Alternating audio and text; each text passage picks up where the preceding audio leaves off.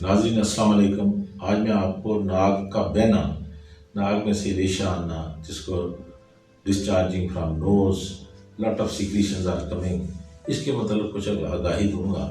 जैसे ये मौसम बदला है, ये सर्दी की रुत आई है, मौसम बदलता है, लिबास बदल जाता है, खुराक बदल जाती है, बीमारियां भी बदल जाती हैं। आजकल मेरे पास, मैं आपको बताता हूँ, मेरा ये जो Nana E N T centre hospital है, जे रोड लाहौर, पाकिस्तान में मैंने 30 साल पहले शुरू किया।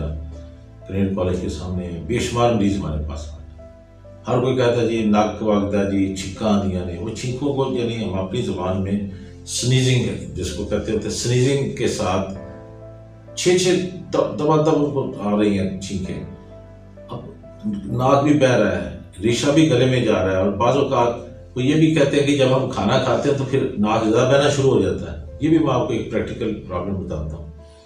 तो इसके सिलसिले में मैंने पहले वाशिंगटन डीसी में पाकिस्तान को रिप्रेजेंट किया। आप देख सकते हैं कि उनके जो नाक की बीमारियों के राइनोलॉजी के प्रेसिडेंट हैं अमेरिकन सोसाइटी, प्रोफेसर कैरन, वो मेरे साथ खड़े हैं। साथ मेरे जो बाकी वहाँ पर मुख्तलिफ डेलीगेट्स आए थे, कुछ जर्मनी से, इटली से, फ्रांस से, top most people who have got the special interest in knows यानी नेजल डिजीज़ के ऊपर। एक्चुअली जो प्रॉब्लम्स आती हैं वो इस ज़ुमरे में इसको कहते हैं राइनोलॉजी, नाक की बीमारियाँ। कानों में हो तो ओटोलॉजी, गले में हो तो लिरिंगोलॉजी। वहाँ उन्होंने कहा कि क्योंकि जब मौसम बदलता है तो इंसान में एलर्जिक फिनोमेना काफ़ी तेज़ हो जाता है। नाक में ठंडी हवा जाती है, छींकें शुरू हो जाती हैं, रेशा गले में गिरता है, रेशा बाहर आता है। आप देख सकते हैं कि ये हमारी जो अगली कॉन्फ्रेंस थी मेरी मनीला में, फ़िलीपीन में, वहाँ भी लव द नोज कॉन्फ्रेंस था। नाक के मतलब एक्चुअली इंटरनेशनल लेवल पे बहुत काम हो रहा है। हमारे तो यहाँ पर लोगों को अवेयरनेस नहीं है, लोगों को ना सेहत का इतना, हमारे यहाँ प्रायोरिटी नहीं है। वहाँ तो सेहत के लिए बहुत प्रायोरिटीज़ है। इसीलिए तरह तरह की उन्होंने हमारी ईएनटी को भी 3 हिस्सों में तकसीम कर दिया। एक राइनोलॉजी, नाक की बीमारियाँ, ऑटोलॉजी कान की, लेरिंगोलॉजी गले की।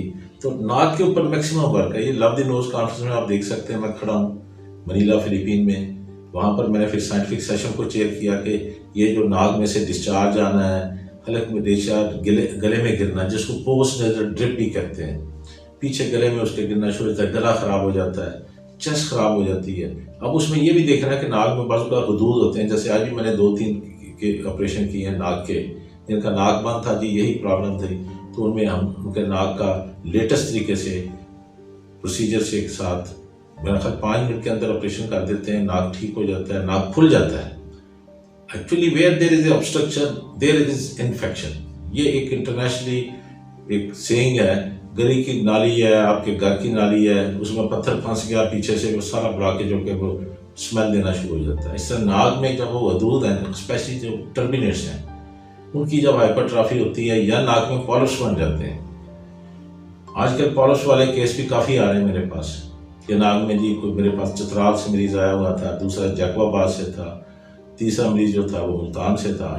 पाकिस्तान में कराची से पेशावर तक पेशेंट्स आते हैं, बल्कि मेरे पास सुबह सुबह बल्कि मस्कत से भी मरीज़ आया हुआ था, दूसरा लंदन से भी था। क्योंकि वो जब वहाँ जाते हैं तो उनको डेट देते हैं बड़ी लंबी।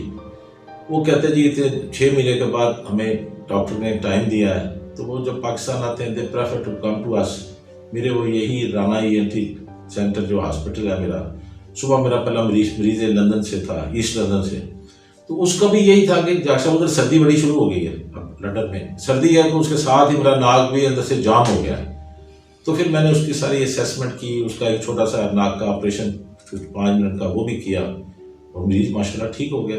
अब अल्लाह ताला मुझे हिम्मत दे और आपको भी इस चीज़ की कि अपनी जो बीमारी हैं उनको भी आप अपनी ज़िंदगी में सोचें कि बाकी भी काम बड़े ज़रूरी हैं। जैसे बच्चे की तालीम भी ज़रूरी है, लेकिन बच्चे की सेहत उससे भी ज़्यादा ज़रूरी है। मेरा जो टीवी का प्रोग्राम था हेल्थ फोरम, मैंने उसमें मैक्सिमम लोगों को अवेयरनेस दी है कि बच्चे ठीक है, तो एक होता था कि पहले आप स्कूल को प्रेफरेंस दें, फिर बाकी चीज़ों को नहीं। मैंने कहा था कि नहीं, स्कूल जो है वो भी है, लेकिन बच्चे की सेहत ठीक होनी। बच्चे छोटे मेरे पास इसको बड़े आ रहे हैं, उनके नाक बह रहे होते हैं, नाक में से रेशा आ रहा होता है, उनको किसी को टांसस का मसला आता है, टांसराइटिस के साथ साइनोसाइटिस हो जाता है, रनाइटिस एक ऐसी प्रॉब्लम है जिसमें हम देखते हैं कि एलर्जी की वजह से हो रहा होता है। वो मतलब है कि ये चीज़ें हमने ज़िंदगी में से आहिस्ता आहिस्ता अपने इनको ठीक करना है कि अगर जवान है, बच्चा है, बूढ़ा, वो रेशा जो है बहुत बुरी चीज़ है। इससे आगे जो हमारी टर्की में कॉन्फ्रेंस थी, आप देख सकते हैं, मैं वहाँ पर डेलीगेट्स के साथ खड़ा हूँ। ये वहाँ पर अनकरा जो कैपिटल है टर्की का, वहाँ हुई। वहाँ भी स्टेट ऑफ आर्ट लेक्चर था मेरा। मैंने वहाँ पर लोगों को बताया, जो डेलीगेट्स आए हुए थे, कि I am from Pakistan. Pakistan में प्रॉब्लम्स काफ़ी हैं नाक की डिजीज़ के ऊपर, क्योंकि पोल्यूशन बहुत है। मैं ये लाहौर से बात कर रहा हूँ, कहते हैं ये सबसे ज़्यादा पोल्यूशन यहाँ पर है। मेरा ये जो, अगेन आई विल रिपीट, कि मेरा ये जो हॉस्पिटल है, इसके सामने से इतनी गाड़ियाँ गुजरती हैं कि neck to neck, bumper to bumper वो फंसी होती हैं। अब उसमें से कितना धुआं निकलता है जो हमारे नाक के जरिए लंग्स में जाता है। नाक में से जब वो धुआं गुजरता है तो बिलीव करें कि उससे एक अजीब सा नाक में एलर्जिक फिनोमेना शुरू हो जाता है। उसमें लेड होती है, सल्फर और कार्बन, 3 धातें तरह तरह की जो नाक में जब घुसेंगी तो उन्होंने वहाँ पर शरारत शुरू कर देनी होती है। वो शरारत का जवाब होता है एक छींक, दूसरी छींक, उसके साथ मरीज जो है उसका मुंह बेचारे का शक्ल सारी, उसके ऊपर एक अजीब सी एक शेप बन जाती है। वो आता है घबराया हुआ कि डॉक्टर साहब, मैंने तो सुबह दिया 30 छिक्का आ गया ने, तो किस्सा रोकना। तो इसमें हमने सबसे पहले ये देखना है कि लेटेस्ट चीज़ें क्या। मैंने इंडिया में, आप देख सकते हैं, मैं I am chairing the scientific session in New Delhi during the 5th SAARC ENT conference. मेरे साथ इंडिया के ENT के प्रेसिडेंट, उनके जो मेडिकल कोर के हेड एडमिरल वीके सिंह, वो भी बैठे हुए हैं वहाँ पर भी। क्योंकि दिल्ली की जो फ़ज़ा है वो लाहौर की ऐसी है। मैंने देखा कि दिल्ली और लाहौर में ज़्यादा फ़र्क नहीं है। पोल्यूशन वहाँ भी है, पोल्यूशन यहाँ भी है, आबादी वहाँ भी बहुत ज़्यादा है, लाहौर में भी बहुत ज़्यादा हो गई। इतनी पॉपुलेशन है कि समझ नहीं लगती कि मतलब जो रास्ता नहीं मिलता, बच्चे स्कूलों में जाते स्टक हो जाते हैं। मेरे पास मरीज़ के ही आते हैं जी 6 घंटे से हम फंसे हैं जी रावी के पुल के ऊपर। वहाँ से हमारे लिए प्रॉब्लम हो गई। हम आए तो गुजरांवाला से हैं, लेकिन 2-2.5 घंटे हमारे, वो इतनी ट्रैफिक है शादरा के पास, पोल्यूशन। फिर उससे ऑटोमेटिकली जब ट्रैफिक रुक जाती है तो धुआं चल रहा होता है सिलेंसर्स में से। तो ये सिंपल सी बात है। उस हमारा जो लेक्चर था मेरा अशोका होटल में था, जिसमें हमने कहा कि सबसे पहले पोल्यूशन को कम करें, फ़ज़ा को हम साफ़ करें। फिर अगर नाक में कोई प्रॉब्लम है, गदूद है, तो उनकी कॉटराइजेशन भी हो जाती है, लेज़र के साथ भी उसको हम कर सकते हैं। इसके अलावा अब बाकी चीज़ें जो है, नाक की हड्डी का बाजू का मसला होता है तो हड्डी का भी ऑपरेशन, ये आप देख रहे हैं, मैं हार्डली 5 मिनट में कर देता हूँ। ये नाक खुल जाता है, बल्कि उधर मरीज कहता है जी मेरा नाक खुल गया, यानी क्योंकि हम बेहोशी के बगैर करते हैं तो इसलिए इट्स वेरी सिंपल।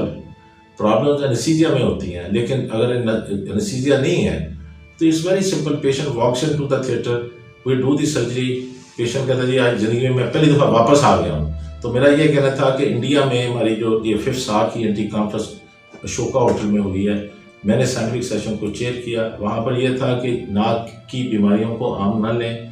अगर नाक में रुकावट है एलर्जी की वजह से, पॉलिप्स की वजह से, नाक में गदूद या हड्डी, तो उसको आप ठीक करवाएं। Thank you.